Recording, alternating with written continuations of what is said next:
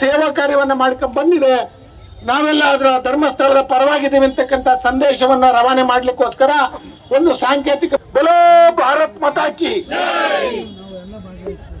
ಈಡನೆಯನ್ನ ಉದ್ದೇಶಿಸಿ ಭಾರತೀಯ ಜನತಾ ಪಾರ್ಟಿಯ ಮುಖಂಡರಾದಂತ ಶ್ರೀಯುತ ಬೈರಣ್ಣಜಿಯವರು ಮಾತಾಡಬೇಕಾಗಿ ಕೇಳ್ಕೊಂತೀವಿ.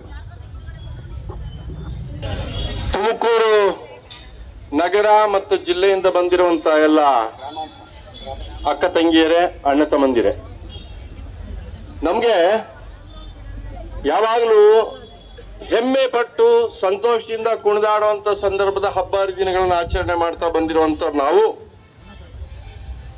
ಮೊಘಲರ ಕಾಲದಿಂದ ಸಹ ಅದಕ್ಕೆ ಬೆಂಬಲವಾಗಿ ನಿಂತಿರುವಂತ ವೀರೇಂದ್ರ ಹೆಗ್ಗಡೆಯವರನ್ನ ಕೇಂದ್ರೀಕರಿಸಿ ಪಿತೂರಿ ಮಾಡಿಸುವಂತ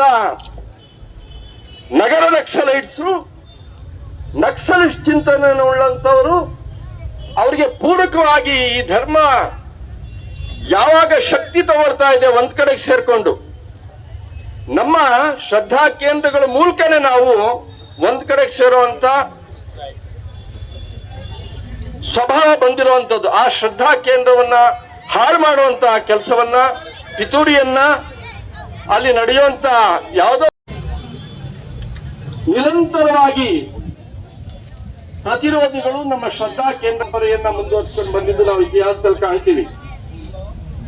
ಸೋಮನಾಥ ದೇವಾಲಯ, ಅಯೋಧ್ಯೆ ರಾಮ ಮಂದಿರ, ಕಾಶಿ, ಮಥುರಾ, ಹೀಗೆ ನಿರಂತರವಾಗಿ ಮೊಘಲರು ನಮ್ಮ ಶ್ರದ್ಧಾ ಇವತ್ತು ನಾವು ದೇಶದ ಬೇರೆ ಭಾಗ ಬೇಡ, ನಮ್ಮ ರಾಜ್ಯವನ್ನೇ ತಗೊಂಡ್ರೆ ದೇಶದಲ್ಲಿ ತಿರುಪತಿ ಮೇಲೆ ಈ ರೀತಿಯ ಪ್ರಯೋಗವನ್ನು ಮಾಡಿ ಆಯ್ತು.